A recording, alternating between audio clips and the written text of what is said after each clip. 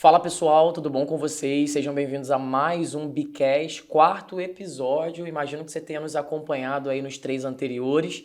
Se não fez isso, por favor, faça, viu? Eu e Marina conversamos um pouquinho sobre algumas coisas importantes. Falamos sobre a Anitta, falamos sobre educação domiciliar, falamos sobre vape. Então, antes de dar início a esse, já vai assistir os anteriores para você poder pegar o bonde de acordo com o movimento dele, tá? Quero agradecer também os feedbacks que vocês nos deram, ao engajamento que vocês estão nos dando. E se não fez ainda, por favor, faça. Vai lá na sua rede social, compartilha nosso link, compartilha o vídeo no YouTube, o print no Spotify, enfim, que seja. Quanto mais pessoas nos ouvem, melhor a gente difunde ainda mais a informação e faz o Bicast chegar a mais estudantes ou não estudantes também, porque o Bicast está aí livre no Spotify, é só você pesquisar. Se você quiser um jeito mais prático também, pode pegar o seu planner, o Fio fez com que eu não esquece de falar isso com os alunos, tá aqui no seu planner ao longo das semanas, você tem o QR Code que te dá acesso tanto ao YouTube quanto ao Spotify, então não tem muito mistério não. No Spotify você consegue ir direto, só digitar Bicast que vai, rápido. E no YouTube você consegue ir aqui pelo QR Code, pega seu celular e faz. Tem gente que gosta de ouvir, tá na academia, tá fazendo arroz, tá caminhando, e tem gente que gosta de ver a fofoca acontecer. Fica aí os 2 canais possíveis para você. Dessa vez eu tô com o Adamo. Adamo, quem é você? Se apresente ao pessoal aí que tá nos ouvindo. Olá, nerds, e todos aqueles que estão prestigiando aí nosso podcast. Eu sou Adamo Escobar, professor do AZ, do colégio, do curso da UERJ. É um prazer estar aqui hoje para falar com vocês. Obrigado, David, pelo convite. Obrigado eu. É assim que eu vou falar. Imagina, obrigado eu. Gente, obrigado também por estar aí e vamos começar essa conversa sem mais delongas. Vocês devem ter visto, né, Adamo? Acho que você também viu. A gente colocou lá no Instagram umas enquetes para o pessoal definir o que queria ver. Democracia. Então, o que vai rolar aqui hoje é fruto da escolha do próprio aluno. A gente colocou lá a enquete que era Boate Kiss de um lado e Daniela Pérez do outro. Eu já imaginava que Daniela Pérez ia dar uma hypada, porque esse assunto não sai da boca... Voltou. Dos noventistas, né, de quem viveu aí os anos 90, mas da galera agora dos anos 2000 também, porque voltou aí com a série na HBO, né? Eu senti quando você falou dos anos 90, você falou... Tocou na gente, de mim, né? assim, né? Você viu a série da HBO sobre o caso, não viu? Eu vi a série e, olha, tocou legal, porque eu lembro muito nitidamente, embora eu seja, segundo o David, né, dos anos 90, eu lembro da notícia da morte da Daniela de madrugada. Eu chegando para uma festa, era adolescente, e ouvindo o rádio, mais ou menos 4 da manhã, foi quando as primeiras notícias chegaram. Você tem a lembrança do dia em si? Tem. Eu não... Foi madrugada de 28 de dezembro. Primeiro era só notícia de uma pessoa morta, ninguém sabia quem era. E aí, de repente, mais ou menos 4h30 da manhã, as rádios começaram a noticiar que era a Daniela Pérez. E talvez para a galera mais antiga, quer dizer, a galera mais nova, que não entende o contexto e tal, né, ela estava no auge. Ela tinha um papel na novela que a mãe era a diretora, né, a autora, e o par romântico dela com o personagem do Bira, que era, né, seria o futuro assassino, ninguém sabia, tava bombando, aquilo ali, o Brasil todo torcendo para ficar junto, não ficar junto. Então, foi muito mais do que aquela notícia comum, infelizmente, de assassinatos de rádios AM de madrugada. Sim. Foi um choque. E aquilo ali virou um furacão, cara. As pessoas não têm ideia, porque era véspera de Réveillon. Todo mundo está focado no Ano Novo. Uma coisa que pouca gente lembra, mas o Collor estava a um dia de pedir renúncia. O Brasil estava fervilhando politicamente. E isso foi ignorado. Uma proporção de 10 minutos falando do Collor e 25 falando da Daniela Pérez. Foi isso. E você viu a série inteira também? Vi a série inteira. Eu assisti a série, eu não tenho essa lembrança, eu tinha apenas 2 anos, de 2 para 3 anos, então seria impossível ter essa lembrança. Desculpa. Mas eu sou desse tipo que fuço muito a internet, então eu conheci já no começo dos anos 2000 a narrativa em si, né? Eu sou muito noveleiro, então Glória Pérez conheço de longuíssima data. Para quem tá perdido, Daniela Pérez, né, a vítima dessa circunstância, filha de Glória Pérez, que é uma autora nacionalmente conhecida porque, enfim, faz novela sobretudo para Globo, então tem uma projeção muito grande. A Daniela foi assassinada, segundo a justiça, pelo Guilherme de Pádua e pela sua esposa, a Paula, Paula né? Tomás. Foi assassinada de um jeito muito brutal, né? Com 18 estocadas ao longo, principalmente na área torácica, né? Com algumas também próximas ao pescoço. E isso causou aí essa comoção a que o Adamo se refere. A gente decidiu falar um pouquinho sobre porque o assunto voltou à tona com a série da HBO, né? Então, normalmente, talvez, de repente, você que está aí nos ouvindo nunca nem tenha... Eu falei hoje na aula com os meus alunos, eu não sei muito bem de quem se trata, Vagamente o vagamente, nome. né? Já fica o convite para você assistir a série, para você até poder acompanhar o que a gente está conversando e complementar um pouco do seu estudo. Eu queria saber, Vale Adamo, muito a de pena. você, primeiro, o que você achou da série, né? Em poucas palavras, como é que você recebeu a série, gostou, não gostou, achou sensacionalista, achou sensível. Eu já adianto que eu gostei muito, sobretudo no que diz respeito à ação da Glória Pérez, porque me escapava que ela tinha tamanha importância para o desenvolvimento das investigações a respeito do caso, né?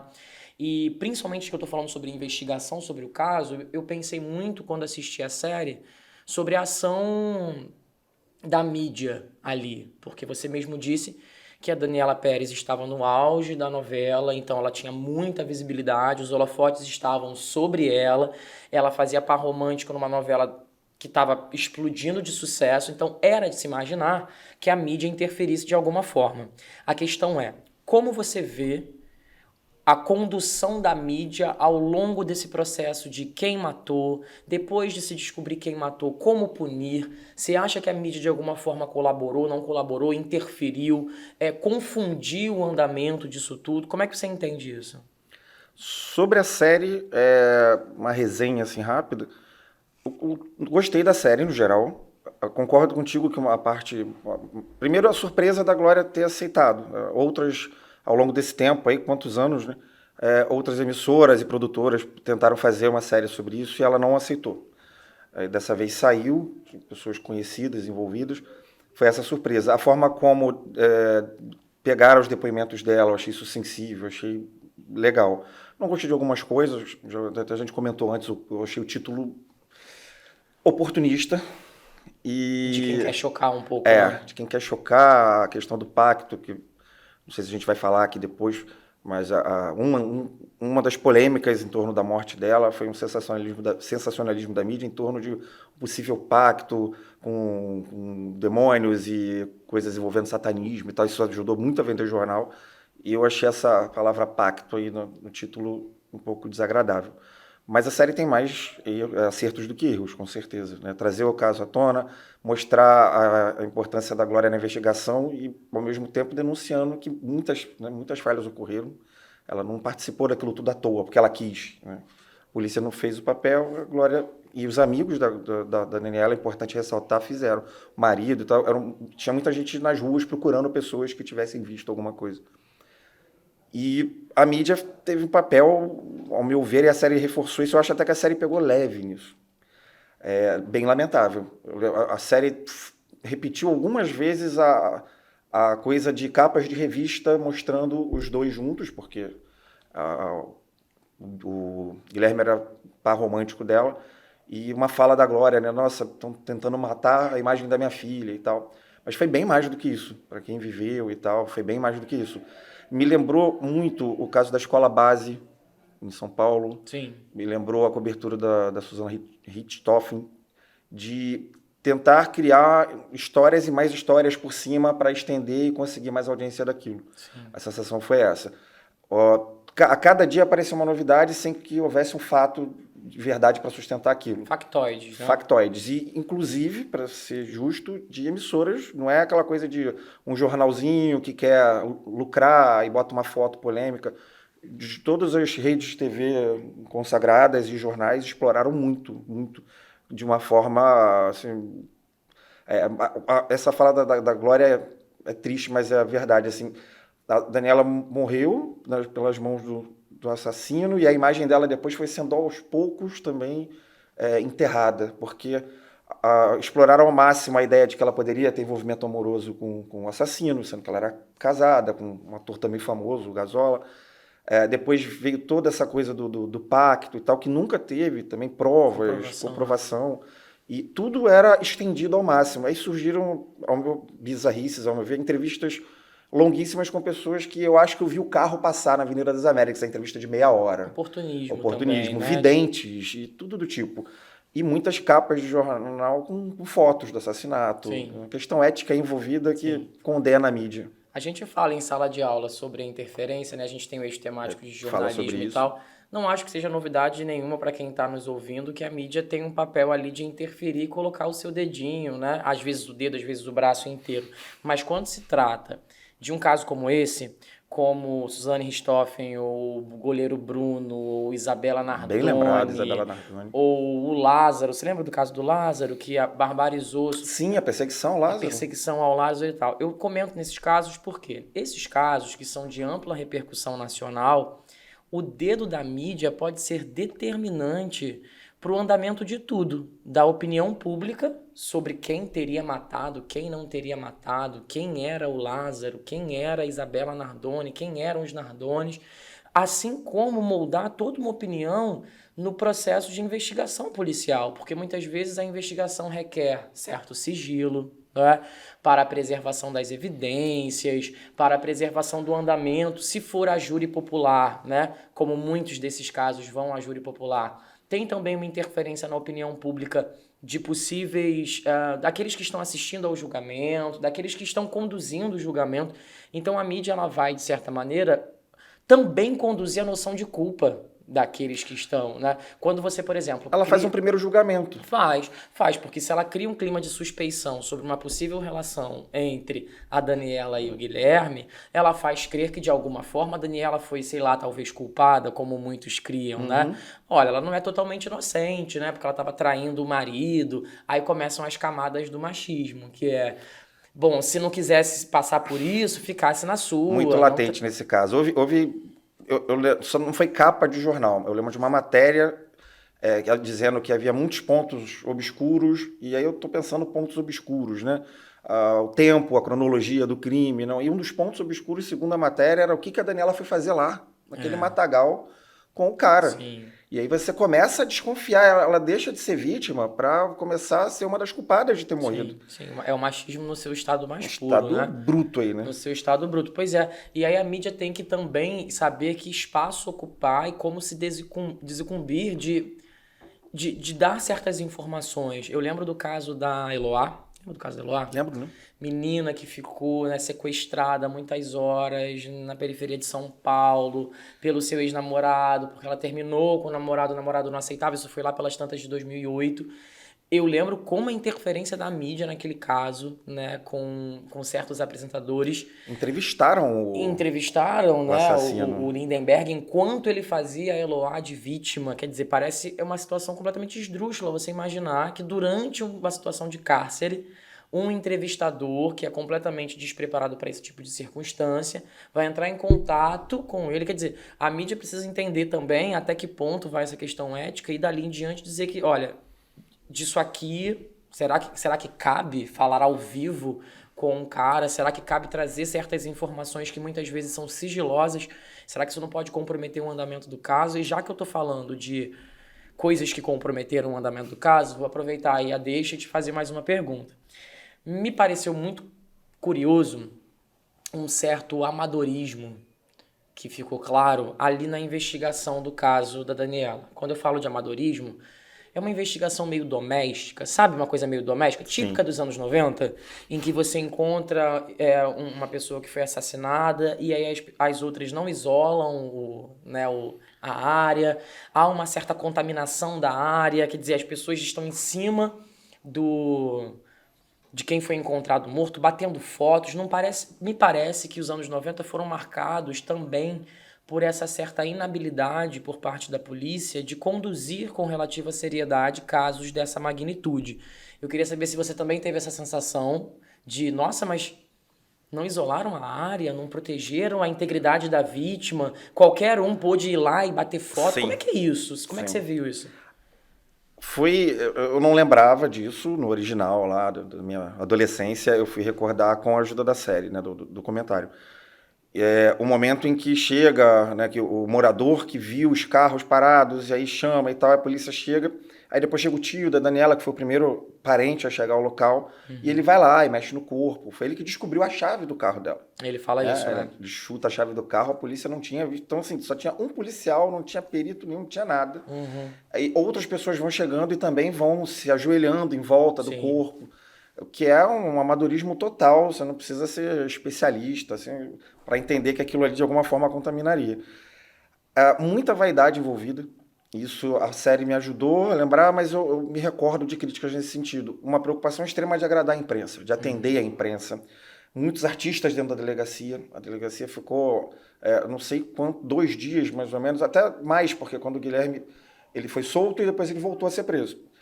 Nisso, nessas idas e vindas, a delegacia é lotada de artistas para para dar apoio à Glória, para falar alguma coisa na frente da entrevista e tal. Apareceram alguns, né, no documentário. E essa galera toda entrava na delegacia e falava com o delegado, e aí como é que tá? Aí o delegado saía. Tudo muito pessoal, essa né? vaidade deles nos depoimentos, para mim, é muito nítida. Sim. Sabe? Todo mundo de alguma forma querendo ganhar um espaço de que eu fui importante porque estava E aí eu acontecendo. falei com ele, sou esperto, né? Eu sou tal coisa, macaco velho, e aí eu vi que ele estava mentindo. Uma coisa de quadrinho dos anos 30, 40, sabe? Do detetive particular esperto. Sim. E aí entrou a família, né? O que parece, assim, tem o lado heróico, tem o lado de uma mãe lutadora, de tentar descobrir o que realmente aconteceu, de limpar o nome da filha, que é ridículo, mas precisou, porque tinha um monte de gente já colocando em dúvida uma série de coisas em relação a Daniela. E mostra, assim, evidenciou essa falha total, né, de investigação. Tem até hoje desconfiança sobre... Ninguém sabe responder o que aconteceu com o dinheiro que estava com a Daniela. Verdade. Né, que não era pouco dinheiro. Era comprar um carro, um valor em dólar alto. Sim. Ninguém sabe dizer o que aconteceu. Sim.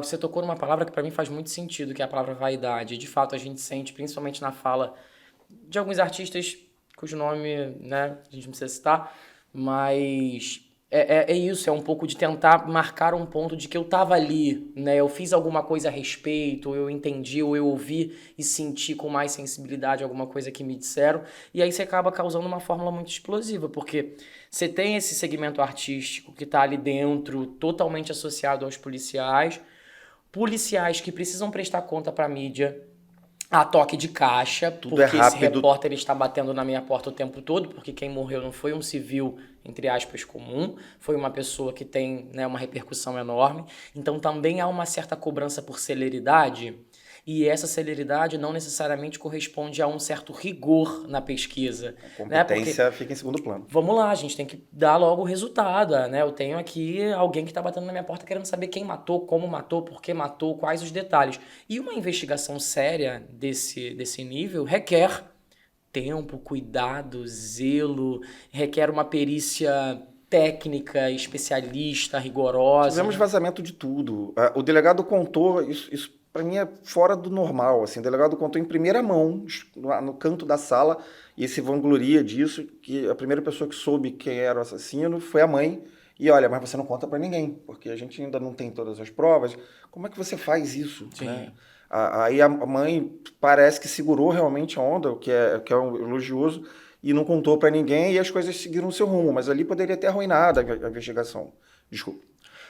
E isso me faz pensar, ampliando um pouco o caso, né? Pegando Daniela como um exemplo para algo maior, pensar sobre as fragilidades da justiça na atualidade. A gente também tem um eixo temático de direito e justiça, você já deve ter dado essa aula, né? Muito bom, por E a gente fala um pouquinho sobre as fragilidades dessa pesquisa, como a justiça, e a justiça aí que eu tô falando, justiça com J maiúsculo, né? Também está suscetível a cometer erros em função dessas imperícias, desses atravessamentos, nesse caso, o atravessamento da mídia, o atravessamento da classe artística. Contaminação política. E hoje, como você mesmo disse, né, a gente ainda não tem certas respostas em relação ao caso. E outro ponto da sua fala, com o qual eu concordo muito, tem a ver com a Glória. Assim. Bom, conheço Glória Pérez há um tempo, conheço, íntimo, né? Conheço de novela, de ver ali nos lugares e tal, mas eu não tinha a noção do quanto ela fez ali para o andamento do caso. A gente tem a sensação de que, de fato, ela foi parte fundamental das investigações, né? E aí não sei até que ponto tudo que ela diz é verdade, ou pelo menos não duvido, mas o que ela diz, né, e o que se fala sobre ela foi um papel atuante quase de detetive mesmo, né? E hoje é inimaginável uma situação como essa, um papel em que um civil, porque ela era só uma civil, que estava ocupando uma posição do Estado, né? No sentido de subir, entrar numa comunidade, consultar, levar o cara até a delegacia, era uma testemunha, foi até o posto de Uma das gasolina, coletou testemunhas, ela foi atrás em informação. Parada de Lucas, sem nunca ter ido lá, por É, exemplo, sozinha. pois é, porque ela se sentiu desassistida pelos policiais, né? E para quem não sabe também, a Glória Pérez foi fundamental, eu também não sabia dessa informação, foi fundamental para uma mudança no Código Penal. Eu acho que esse é o ponto, assim, chave da Crime coisa. hediondo. Então, Glória Pérez coletou, para quem vai assistir a série vai ver isso, junto aos artistas, uma infinidade de assinaturas. Você lembra quantas eram? 1.300.000 assinaturas. Para poder levar até Brasília, né, e Pra- conseguir pleitear uma possível mudança no Código Penal a respeito da lei de crime hediondo para intensificar, né, a pena, por exemplo, de pessoas que nas mesmas circunstâncias teriam assassinado outras pessoas também tivessem uma pena um pouco mais intensa. Isso não se aplicaria ao caso Isso da não foi Daniela. proveito próprio, né? Não se aplicaria ao caso A dela. partir dali, né, seria aplicado. E eu não tinha a menor ideia disso. E aí mostram as cenas dela indo até Brasília, dela tendo que praticamente implorar para que os parlamentares ficassem na sessão, para que Isso foi tivesse patético. quórum. Isso a mídia Constrangedor. cobriu, porque era a véspera. Isso foi um tempo depois, né? Se eu não me engano, foram 4 anos depois. E ela estava com outras 2 mães também, mães de casos famosos de assassinato, envolvendo crueldade e tal. E foram as 3 que organizaram isso, conseguiram as assinaturas. E quando chegaram a Brasília, a sensação de vitória, né? Conseguimos as assinaturas. E tinha uma sessão, tinha que ter quórum, e todo mundo queria ir embora, porque era véspera de final de ano, e não queriam Prioridades, votar né? aquilo porque aquilo era polêmico. As prioridades. E aí, segundo a história oficial, foi o presidente lá da Câmara que bancou, se apegou a um item lá da lei que ele poderia colocar como urgência, urgentíssima, e aprovou. Se dependesse daqueles deputados, talvez a gente não tivesse essa mudança até hoje. Essa parte, assim, é realmente muito constrangedora, porque você vê o quanto nós somos dependentes de uma vontade tão primária, quer dizer, você votou naquele cara para que ele estivesse ali representando os desejos do povo em tese, e aí quando esse povo leva ali uma demanda para aquele cara, ele acha que é possível, né, em função de uma preocupação tão A Valéria já deu uma banal. entrevista que não está no documentário, de que ela não fala o nome dele, não sei o motivo. Ela diz que um dos deputados, ela parou, pediu, chorou, e ele falou assim, então eu vou lá votar sim, eu vou só ao banheiro. E foi embora. Foi embora. Fugiu. Isso não é papel Nossa. de quem tem que legislar. E aí, de novo, isso só reforça a força, né, e a determinação da Glória ali, né, de sustentar aquilo com certa... O que me preocupa, eu pensei muito nisso, assim, o papel da Glória só merece palmas, elogios, ela merece todos os abraços do mundo por tudo que ela sofreu e o quanto ela pensou também nos outros, essa questão da lei, né, que você falou não era para o caso da filha dela, só valeria a partir do ano seguinte. Mas eu não gosto de um clima de idealização, de romantização, Sem como dúvida. se assim, para solucionar os crimes tem que ter uma mãe que participe. Eu vou me dar bem com esse microfone De ainda, modo calma. algum, mas Vai ter que parar de gesticular. puxa mais pra perto que dá certo. Ou pra mais longe. Para mais longe. Tudo que ela fez, assim, é maravilhoso, pensando quanto ela lutou e conseguiu o que ela queria, que era justiça para a filha. Mas ela, querendo ou não, ela diz na série que ela não era rica, que ela ainda era uma autora que não estava consolidada, mas ela era uma voz, ela tinha uma posição, ela era uma autora da Globo. Então, mesmo que depois ela fosse desassistida, o início de tudo, de ter tanta imprensa ali, é porque era filha da Glória Pérez, que estava na novela. Sim.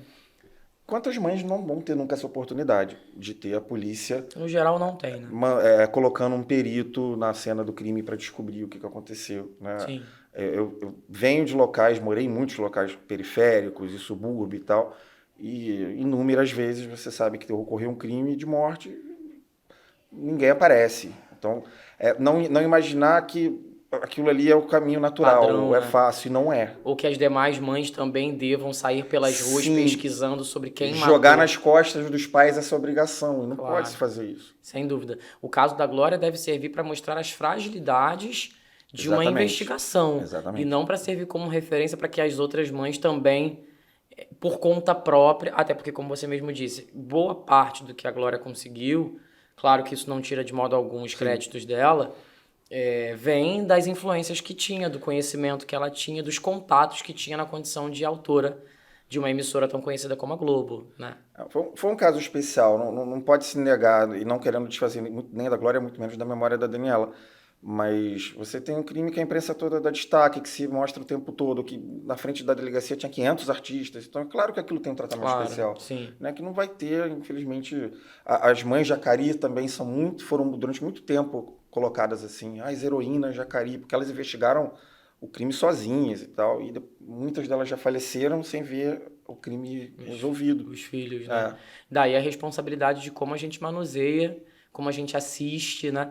Porque dependendo da tua maturidade em manusear essas informações, a gente pode acabar sendo promissores desse discurso, né? sim, Dessa ideia que é bem danosa de que, bom, já que o Estado não faz o que devia fazer, a população deve sair cobrindo. Não, se o Estado não faz o que devia fazer, vamos lá, né? Vamos pensar em cobrar. maneiras de resolver.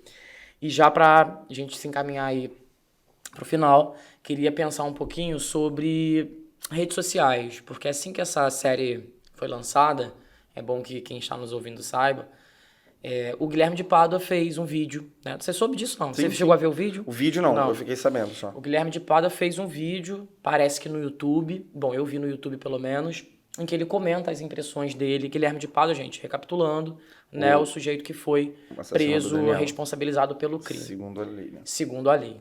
Ele fala um pouco sobre como é que ele recebeu a informação, como é que ele se sentia em relação ao fato de que sairia uma série.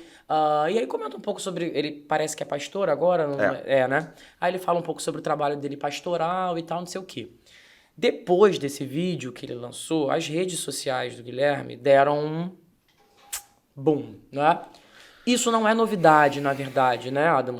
Em outros casos, isso já aconteceu. A gente sabe que muitas vezes isso acontece, continua sendo inclusive incômodo, né? continua sendo incômodo. A gente viveu há pouco tempo o caso do médico, né, que foi flagrado numa posição ali constrangedora, abusando sexualmente de uma paciente que aparentemente tinha sido sedado por ele próprio, não foi No isso? parto, né? Depois de um parto. E parece que nesse caso as redes sociais do médico também deram Deram. Ele teve mais seguidores no dia seguinte da reportagem, o que é inexplicável. Embora a pessoa só seja de fato culpada depois de um julgamento, parece ser assustador que num primeiro momento, né, diante de uma circunstância tão evidente como o vídeo era tão evidente, parecia não deixar dúvidas de que estava havendo um abuso, ainda assim esse cara recebeu ali uma quantidade tão considerável de seguidores, como o Guilherme de Pádua agora e tudo mais. E aí eu queria te ouvir um pouco para a gente pensar a que você atribui isso. É curiosidade? É fanatismo? É um movimento social que a gente consegue detectar as razões? Ou você acha que as razões são difusas e não há uma razão única? É machismo de outras pessoas que fariam coisas parecidas? É de quem acredite na inocência? É o quê? Ou você não atribui a nada? Todos os casos, assim, você falou do médico agora, a mente viajou, se conectou com a Daniela, foi aqui fazendo 1000 conexões. Eu acredito muito em curiosidade, que faz parte do ser humano de uma Curiosidade de forma. saber quem é a pessoa? Mas também a ideia, isso se conecta muito com o caso da Daniela. No caso da Daniela, a imprensa criou uma segunda novela. Ela fazia parte de uma primeira novela e a imprensa criou uma segunda novela. E muitas pessoas queriam fazer parte dessa novela. E aí você tinha aquele monte de curiosos no enterro, um monte de curiosos na frente da delegacia, na frente do prédio da Glória. Eu acho que é uma sensação de que eu quero participar dessa história. E eu estando na rede social dele, eu vou ver o que ele coloca ou não coloca, o que ele diz ou não diz. Uma sensação de que você pode fazer parte de todas as histórias, de que você conhece todo mundo, de que você de alguma forma é importante para aquilo, quando não é, né, só está alimentando o ego de alguém que está sendo acusado de algo horrível. mas as pessoas querem fazer parte das coisas. A coisa do comentário na rede social, tem que comentar. Comentário às vezes sem menor sentido, sem menor importância, mas eu comentei. Eu fiz parte Tô ali inteirado daquilo, do que tá tô rolando. inteirado. Acho que tem muito disso. Curiosidade com uma ideia de importância, uma autopercepção de que é importante, que está participando do caso. O pessoal gosta muito de ser especialista em crime, Sim. né? Com rede social, então, todo mundo é especialista de tudo, né? Não é? E em relação ao médico, você vê como? Eu acho que tem muito, sim, uma curiosidade, porque a pessoa entra naquele mood que é assim, que situação monstruosa que esse cara cometeu. Quem é?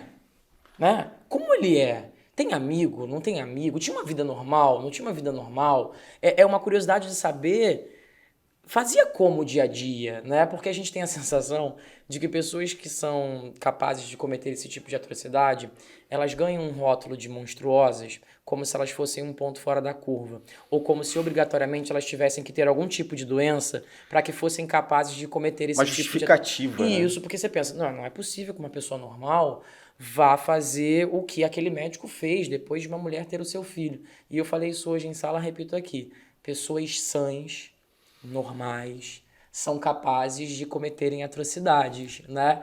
Pessoas com bons referenciais. Bons referenciais, um bom amigo, um bom colega, um bom médico. Pessoas com referenciais que são bons, ainda assim, são capazes também de cometer atrocidades. Colocá-las sobre esse rótulo de monstruosas, elas provavelmente têm alguns problemas de cabeça ou coisa. Além de você estigmatizar os tais problemas de cabeça, Que muita gente que tem problemas de saúde mental não vai não são cometer potenciais crime. assassinos, você está de alguma maneira isentando esse cara de suas responsabilidades, né? Acho que você passa pano para a sociedade. A Totalmente. culpa não é minha, eu não criei isso, eu não permito isso, eu não incentivo isso, foi culpa dele, só dele. Isso. Ele que é um monstro. Porque quando você coloca o outro na classificação de monstro, você se coloca na classificação de não monstro. Sim. Não é isso? Você é um monstro. Eu pertenço a um grupo de pessoas normais, comuns, civilizadas. Você praticou uma selvageria. E quando essa Concordo selvageria plenamente. é resultado do que a gente construiu? Aí a gente se coloca também na posição de incentivador, né? Olhar para o outro e identificar que eu participo daquilo, que eu incentivo, que eu vi filmes ou que eu apoio coisas que possam ter validado aquele comportamento, vai doer. Claro. Eu dizer que é só culpa dele é tirar um peso enorme, né? Se a gente começar a investigar os culpados, a gente vai acabar inevitavelmente chegando numa palavrinha que todo mundo conhece, chamada machismo, né? Uma noção de que você tem a posse sobre o corpo da mulher, uma noção de que a mulher é sua propriedade, inclusive dormindo. Certeza da impunidade, A né? certeza da impunidade diante de um ato machista como esse. Então, no fim das contas, todos nós temos um pouquinho de dedo. E reconhecer isso é se colocar na posição de um pouquinho monstruoso também. Aí você pega essa monstruosidade e compartilha com todo mundo. Aí ficou um problema, né? Porque aí agora eu já não sou o não monstro. Eu sou um pouco monstro em alguma medida, né? Bom, gente, eu vou começar já a me encerrar. Eu já tô olhando aqui de olho tô de olho no relógio, porque o primeiro que a gente fez deu dias aqui. O Bruno tava ali atrás da câmera já cochilando. Dessa vez a gente vai controlar a fala para que nem, né? Porque, enfim, sexta-feira estamos gravando, a gente quer sextar em algum momento. Não é isso ou não? A gente não pode falar que tem coisa aqui, gente esperando, não, né? Ah, não. Não, então tá, vamos fingir. Não, quando sairmos daqui, nós vamos sextar. Isso. A gente tem um momento, Adamo, do nosso encontro em que eu peço para que o professor que está aqui comigo sugira alguma coisa para a galera assistir, uma música para a galera ouvir, Com todo prazer. filme. É o nosso momento cultural. Eu vou deixar você à vontade aí para sugerir alguma coisa para quem está nos assistindo, porque, enfim, repertório, sociocultural, Sim. Enem, aquelas coisas.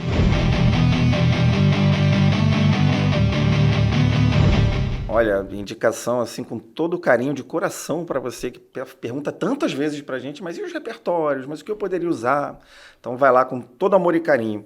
Tem um filme chamado O Abutre, e é um filme pesado, mas vale a pena, porque ele faz uma crítica a essa mídia, e aí o nome, eu acho que explica tudo, né?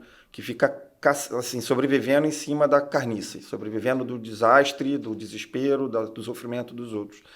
E ele é visualmente forte, os atores são bons, vale muito a pena ver para refletir sobre que papel a mídia tem na sociedade e o quanto a gente alimenta o que a gente critica. Nossa, mas como é que eles fizeram isso? Mas sua televisão está ligada nesse canal. Sim. Então, assim, por que você está fazendo isso? Por que você está consumindo isso? É isso. Netflix?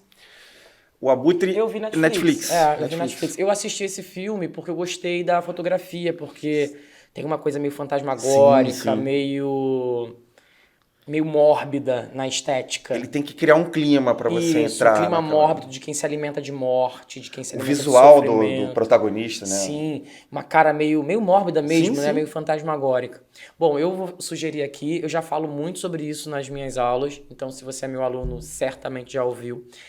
Comentei no podcast, porque esse é um caso que sempre me chamou muita atenção, já que você comentou sobre Abutre, muitos apresentadores também agiram como abutres nesse caso. Comentei sobre Eloá, fica aqui a recomendação, são 20 minutos de documentário Quem Matou Eloá, disponível no YouTube, então assim, muito simples, 21 minutinhos, assim, coisa rápida, que fala justamente sobre título, hein? a interferência no caso da Eloá. Quem a matou? Lindenberg, que de fato a disparou na arma, ou de alguma forma, aí eles colocam alguns apresentadores, né, como pessoas que estavam ali. Sônia Abrão, Ana Hickman. Eu não tô aqui colocando culpados não, tá, gente? Nem uma crítica pessoal a esses apresentadores. O próprio documentário coloca em que medida esses programas liderados por essas pessoas não tiveram ali sua dose de culpa. Quem matou foi quem estava assistindo, quem estava como urubu, como um abutre ali se alimentando dos vestígios de morte. Horas a fio, querendo mais e mais imagens, mas vai entrevistar de novo. Pois é. E esse desejo por consumir, ele é nosso ou ele também é alimentado, né? Cria-se esse desejo na gente e aí depois oferece-se algo para suprir esse desejo. Então, enfim, acho um documentário incrível, ele é muito rapidinho e acho que ele traz muitas camadas sobre machismo também, sobre influência do jornalismo e sobre como nós, na condição de espectadores, também temos responsabilidade. No caso de Daniela Pérez, no caso do Bruno, no caso da Suzane, no caso da Eloá e de tantos outros casos. Adamo, eu queria que você se despedisse para a gente poder finalmente dar tchau e começar um próximo. Começar o próximo. O sexto ainda vai demorar um pouquinho. Tá demorando. Agradecer a oportunidade de debater esse tema. Não é agradável, mas é necessário, né? Pedir que vocês, assistindo, anotem as referências que acharem interessantes, não só a dica final, né, dada por mim e pelo David, mas outros casos que foram lembrados para que você possa utilizar nas suas redações e, antes de tudo, que possa fazer parte da sua formação como cidadão, como alguém responsável por tudo que acontece em sociedade. Mas principalmente também depois que ajude seus estudos, tá? Obrigado pela audiência, né, pela paciência. Que vai estar bombando. Com certeza, eu vou perturbar muito vocês para assistirem e obrigado. Gente, obrigado. Até um próximo episódio. Lembre-se, engajem a gente, compartilha, faz hashtag no Twitter, tudo que for possível, que agora a gente está surfando nessa onda de podcast, a gente precisa do máximo de engajamento possível. Bruno, por trás das câmeras, muito obrigado também. Um beijo no seu coração. Até a próxima.